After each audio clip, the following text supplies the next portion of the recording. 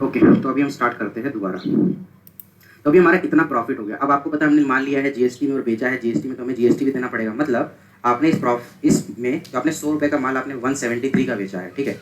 60 रुपये तो शिपिंग है, तो इसमें टोटल डिफरेंस कितना है 73 रुपीज़। वो कैसे आ रहा है हमारा डिफरेंस, 50 रुपये हमारा प्रॉफिट है और इसमें बाकी तो हमारा जीएसटी और ट्रांसपोर्टेशन है। मतलब हमें अपना प्रॉफिट और ट्रांसपोर्टेशन का जीएसटी पे करना पड़ेगा। मतलब 55 रुपये का जो हम कमाए, क्योंकि 123 रुपये का तो हमारा ऑलरेडी जीएसटी हमने पे कर रखा है, मतलब जो कि 18 रुपये बन रहा है।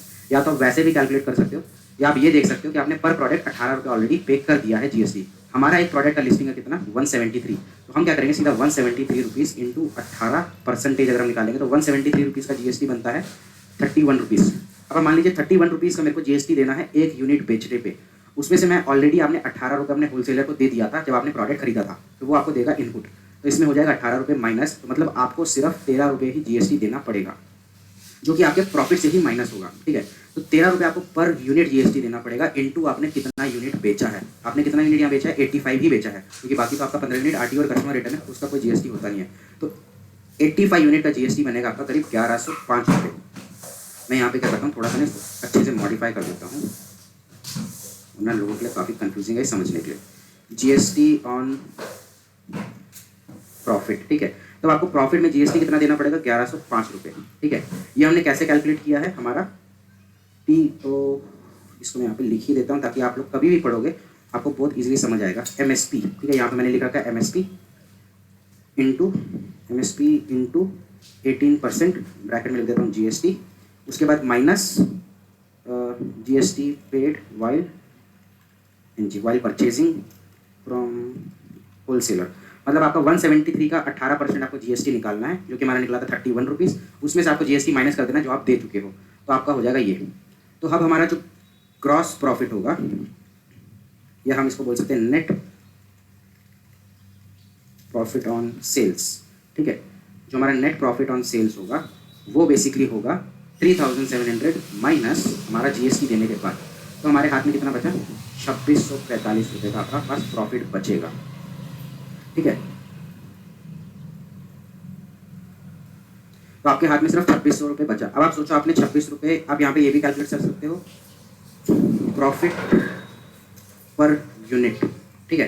प्रॉफिट आप पर यूनिट कैलकुलेट करोगे तो जो कि आपका निकल के आएगा, इसको मैं कर देता हूँ ऑरेंज कलर में, इक्वल्स टू इतना डिवाइडेड बाई आपने कितनी यूनिट बेची है 85 यूनिट बेची है, तो आपको पर यूनिट सिर्फ 30 रुपये का प्रॉफिट हुआ। हमने कितना यहाँ पे रखा था 50 रुपये। मोर ओवर अभी इसमें एक और चीज़ माइनस होगी जो कि हमने यहाँ पे नहीं लिखी है, जो कि आपको एक्चुअल लास्ट के प्रॉफिट से माइनस होती है, जो कि होता है आपका पैकेजिंग कॉस्ट। वो पैकेजिंग कॉस्ट जो होता है हमारा पर यूनिट पे निकलता है, हम उसको पर 100 यूनिट पे नहीं निकालते हैं। पैकेजिंग कॉस्ट, मान लो अगर आप एक प्रोडक्ट पैक कर रहे हो, उसमें आप एक डब्बा लगा रहे हो कॉर्पोरेटेड बॉक्स, अगर आपको 10 रुपये का पड़ रहा है तो आपको इसमें से और 10 रुपये माइनस हो जाएंगे। मतलब आपको जो 30 रुपये पर यूनिट प्रॉफिट मिल रहा था अब वो आपको मिलेगा 20 रुपये, ठीक है। तो यहाँ पे जो आपको प्रॉफिट सेट करना है अपने लिए बहुत सोच समझ के करना है, क्योंकि इसके बेसिस में ही पता चलेगा कि आप कितना कमाने वाले हो, ठीक है।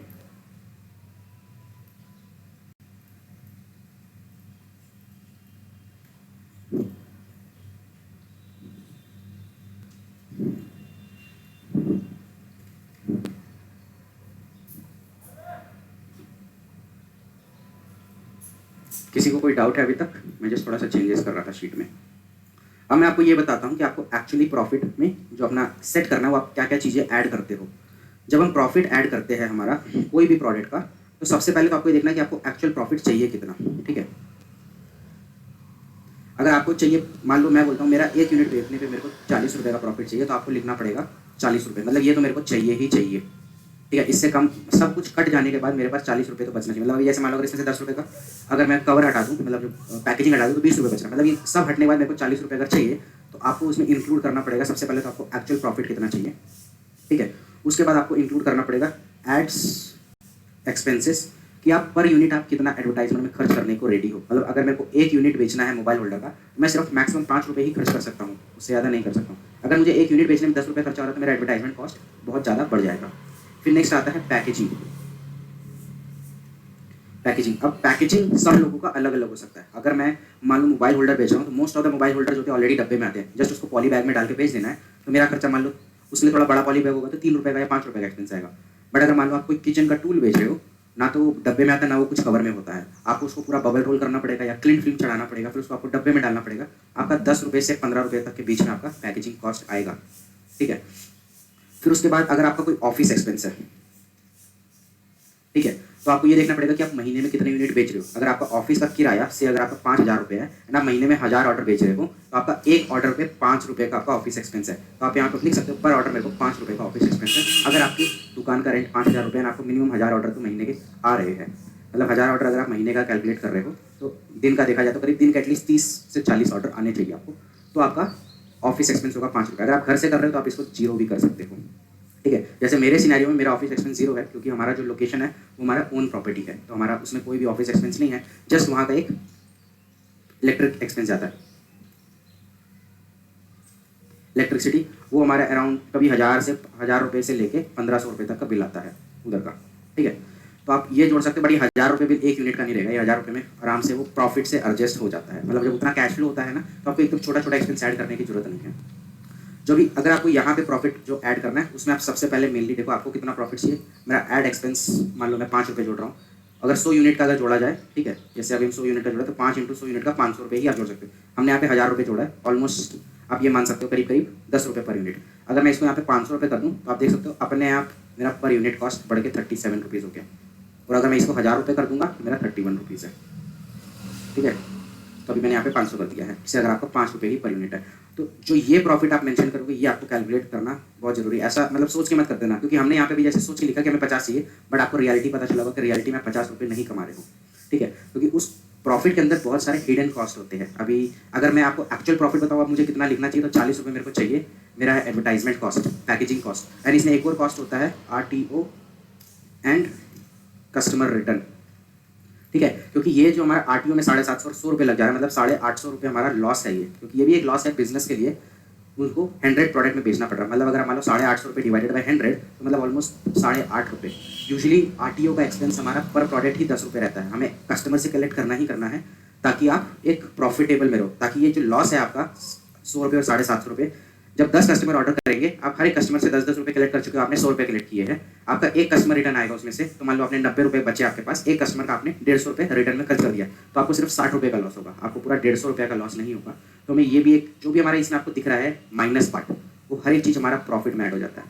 द एक्चुअल प्रॉफिट हमने ऐड कर दिया है, RTO कस्टमर एक्सपेंस हमने यहाँ पे ऐड कर दिया है, एडवर्टाइजमेंट आप देख सकते हो हमने यहाँ पे ऐड किया है, ऑफिस एक्सपेंस को हमने यहाँ पे ऐड किया है, हमारा रिटर्न ऑर्डर तो landing cost by default minus होता है, ये हमारा एक्सपेंस या लॉस नहीं है, ये तो हमें प्रोडक्ट ही वापस मिल गया है। एंड ये भी नीचे cost payment shipping poly bag हमारा लॉस नहीं है, ठीक है। पॉली बैग बेसिकली मैंने पैकेजिंग में ही 15 रुपये ऐड कर दिया। तो अगर मैं इस हिसाब से कैलकुलेट करूँगा तो मेरा रिटर्न आपको कितना दिख रहा है, 70 रुपये दिख रहा है आपको यहाँ पे, या अगर मैं इसका यहाँ पे आपको यहाँ पे दिख जाएगा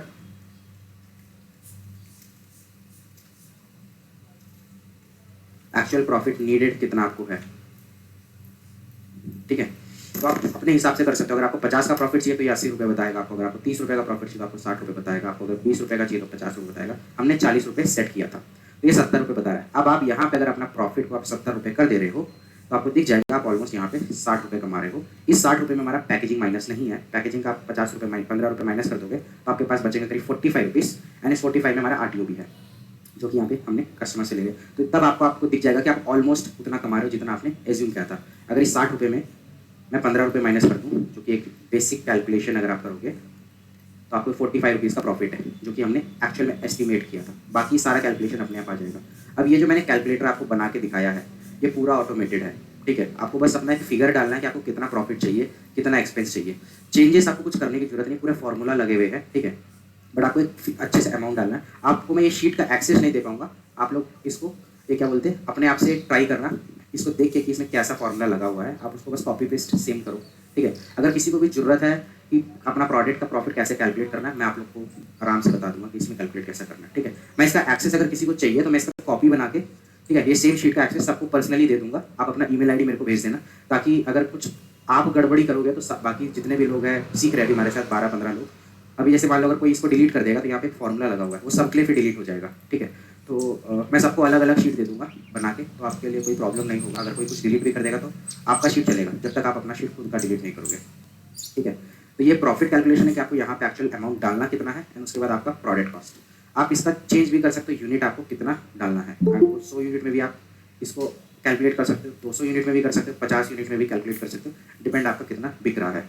ठीक है, ये है हमारा पूरा एंड टू एंड मीशो का प्राइस कैलकुलेशन, जो कि बहुत इंपॉर्टेंट है। मतलब बहुत सारे आपको लोग इतना डिटेल में नहीं एक्सप्लेन करेंगे कि एक्चुअल प्रॉफिट कैलकुलेट कैसे होता है। लोग ये सोचते हैं कि हाँ भाई मैंने 100 रुपये का प्रोडक्ट खरीदा, मेरे को 50 रुपये चाहिए प्रॉफिट, 50 रुपये ऐड किया, लिस्टिंग हो गया। अब आपने 150 का लिस्ट किया है तो 50 रुपये आप प्रॉफिट कमा रहे हो, तो उसका जीएसटी 18% हिसाब से 9 रुपये हो गया, तो बचा सेलर के पास कितना 40 रुपये। आरटीओ रिटर्न हो जाएगा, प्रमोशन भी उसी में चलाना है, पैकेजिंग भी उसमें करना है, कस्टमर सेलर के पास एट द एंड 5 से 10 रुपये बचता है। बट सोचता सेलर ये कि भाई मैं 50 रुपये कमा तो रहा हूँ, बट सारा पैसा मेरा कैश फ्लो में चला जा रहा है, मेरे हाथ में पैसा नहीं बच रहा। उसका एक मेन रीज़न ये होता है, हम लोग लिस्टिंग करते समय ऐसा प्रोडक्ट कैलकुलेट नहीं करते। बेसिकली आप एक बिजनेस कर रहे हो, तो अगर आप एक बिजनेस करो तो आपको एकदम उसको एकदम प्रोफेशनल वे में देखना है कि हर एक चीज़ स्टार्टिंग से लेके एंड तक सब कुछ एकदम बराबर होनी चाहिए। ठीक है, जैसे अभी हमने देखा है इस शीट में। तो किसी को कोई भी डाउट है मीशो के रिलेटेड प्राइस कैलकुलेशन में? ये मीशो का ही मैंने बताया, फ्लिपकार्ट अमेजोन का मैं आपको तब बताऊंगा जब फ्लिपकार्ट अमेजोन का क्लास स्टार्ट होगा। सुमित जी, मुझे एक डाउट है। जैसे कि आपने तो ये जीएसटी बिल के साथ बताया है, तो अगर मान लीजिए कच्चा बिल लाते हैं तब इस सिनेरियो में क्या होगा? मैं आपको इसी का एकदम डिट्टो कॉपी बना के यहाँ चिपका देता हूँ। ठीक है,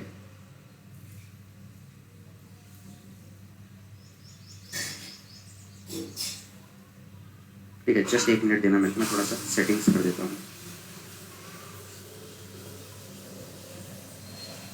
ओके, अब ये मान लो आप 100 क्वांटिटी का बिल ले रहे हो विदाउट जीएसटी बिल, तो मतलब आपका जीएसटी हो जाएगा 0। मैं यहाँ पे लिख देता हूँ 0। तो आपका प्रोडक्ट कितने का आया? 100 रुपये का। ठीक है, आपने 100 का प्रोडक्ट आपने 100 का लिया, ट्रांसपोर्टेशन के साथ आपको कितने का पड़ा? 105 रुपये का। आपने खरीदी 100 क्वांटिटी, 100 क्वांटिटी इंटू 105 के हिसाब से होती है कितनी? 10,500 रुपये। आपको प्रॉफिट चाहिए 70 रुपये। ठीक है, 1 मिनट यहाँ पे मैं चेंजेस कर देता हूँ।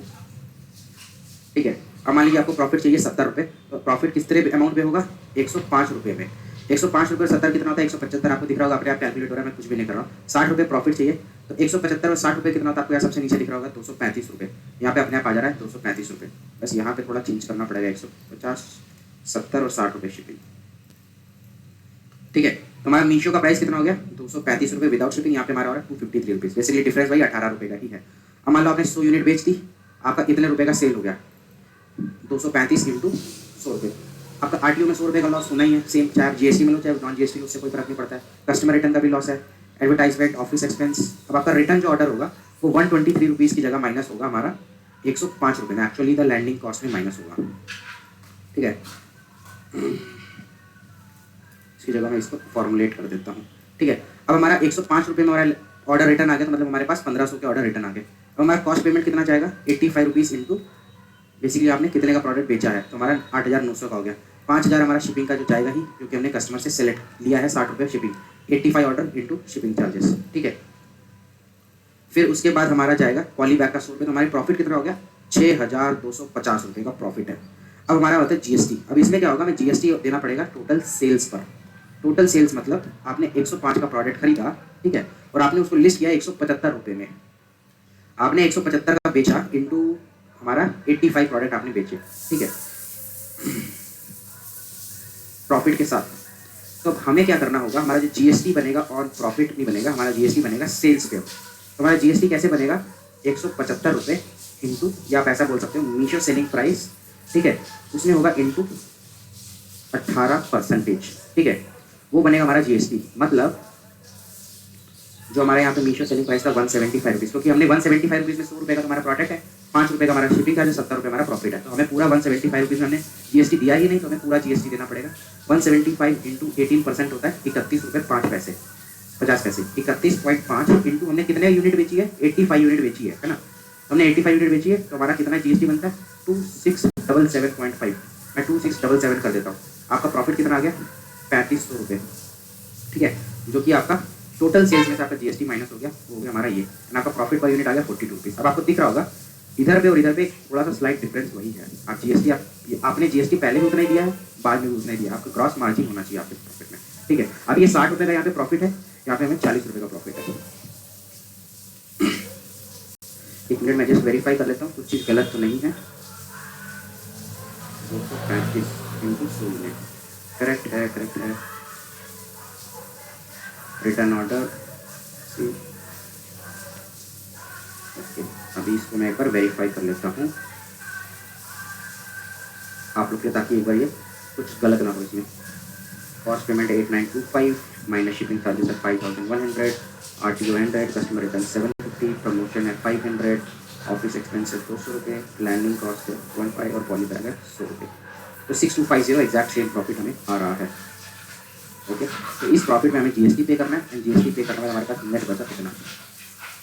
ये तो आपका हो गया विदाउट GST सेल्स। तो विदाउट जीएसटी में तो यानी कि लॉस ज़्यादा हो रहा है ना, अब बेसिकली परसेंटेज पर लगभग डिफरेंस आ रहा है। हाँ, लॉस भी होता है, बट एक तरफ से अगर आप देखो तो बात वही पड़ जाती है। देखो आपने GST पहले आधा दे दिया, आधा आपने बाद में दिया, तो आपको इतना बर्डन नहीं होगा। आपने किसकी कितना दिया, कितनी सेल करी 23-25 हज़ार रुपये की, तो आपको सिर्फ 1000 रुपये देना पड़ा। तो आप 100 यूनिट बेचोगे तो आपको सीधा 3000 रुपये देने हैं। यहाँ पे भी आप देखोगे तो हमारा प्रॉफिट 6250 हुआ है, यहाँ पे भी हमारा प्रॉफिट 6250 हुआ है। हमारा प्रॉफिट सेम हो रहा है, चाहे आप बिल GST में लो, चाहे आप विदाउट GST में बिल लो। बस डिफरेंस उतना ही है कि आप GST में क्या क्या, GST ऑफिस को आप पहले ही आधा पैसा दे दोगे। अब आपका सामान चाहे आज बिके चाहे 6 महीने बाद बिके, उनको GST आधा मिल चुका है। जब आपका बिकेगा बाकी आधा उसको दोगे। इसमें यह है कि आपने सामान कच्चे में उठाया, आप एकदम सेफ पोजीशन में हो। आपका जब सामान बिकेगा आप तब दोगे, नहीं बिकेगा तो जिंदगी भर में नहीं बिका वो सामान, आप दोगे ही नहीं GST। तो आपका पैसा एटलीस्ट GST के बाद फंसा नहीं होता है। बट ये ऑप्शन बेटर उनके लिए है जो स्मॉल बिजनेस है। अगर बहुत बड़ा बिजनेस है आपका तो पॉसिबल नहीं हो पाएगा। तो क्या आप रिकमेंड करोगे बिजनेस, क्या विदाउट जीएसटी लेना सही रहेगा, मैंने सही करना है या फिर विद जीएसटी? ये ठीक है, क्योंकि अभी आपने क्या, इसमें आपको ये भी दिखा होगा 60 रुपये आ रहा है या 40 रुपये आ रहा है। अभी 60 रुपये में से 15 रुपये अगर पैकेजिंग करते हैं तो 40 रुपये का प्रॉफिट है। अभी 40 रुपये में से 15 रुपये हट जाएंगे अगर, तो आपको सिर्फ 35 रुपये का प्रॉफिट है। इसमें प्रॉफिट आपको कम इसलिए भी दिख रहा है क्योंकि जब आप यहाँ पे इनिशियल परचेज कर रहे हो, ये पैसा आप अपनी जेब से इन्वेस्ट कर रहे हो, तो ये जो आपका GST जा रहा है अपनी आपकी जेब से इन्वेस्टमेंट जा रहा है। तो जब प्रॉफिट आ रहा है आपके पास दिख रहा है, आपको ज़्यादा प्रॉफिट बच रहा है। आपकी जेब में 5000 प्रॉफिट बचते 60 रुपये यूनिट कमा रहे हो। अब इसमें विदाउट GST में दिक्कत है, आपका जब सामान बिक रहा है प्रॉफिट तो उतना ही हो रहा है, ठीक है, बट आपने GST के बिल में आप सिर्फ प्रॉफिट से 1000 रुपये पे कर रहे हो, इसलिए आपको ज़्यादा पैसा बच रहा है। यहाँ पे आप प्रॉफिट में से ज़्यादा पैसा बेच रहे हो तो आपको कम बच रहा है। बेसिकली GST भी आपने उतना ही दिया है, यहाँ पर भी हमने उतना ही दिया है, यहाँ पर भी उतना ही दिया है। बट ये कि इनिशियल में जब आप देते हो तो आप ये बोल सकते हो कि मैंने इन्वेस्ट किया है, ठीक है, आपका सेल्स से सिर्फ 1000 रुपये का GST है। इस रेशियो में या विदाउट GST में ये है कि आपके प्रॉफिट से पूरा 3000 का GST, मतलब 6000 कमाओ उसमें ऑलमोस्ट मान लो आधा का GST चला गया आपका, क्योंकि आपको कैलकुलेशन में कोई गड़बड़ नहीं दिखेगी। प्रॉफिट कैलकुलेशन दोनों जगह आपको सेम आ रहा है। जस्ट इधर पे आप 1000 GST दे रहे हो तो आपके हाथ में 5000 बच रहा है, तो आपको प्रॉफिट पर यूनिट ज़्यादा आ रहा है। यहाँ पे आप प्रॉफिट से ऑलमोस्ट 2500-3000 रुपये GST दे दोगे तो आपके हाथ में पैसा कम बचेगा, तो पर यूनिट प्रॉफिट भी आपका कम ही होगा। ओके ओके, समझ गया। ओके, और किसी को कोई डाउट है?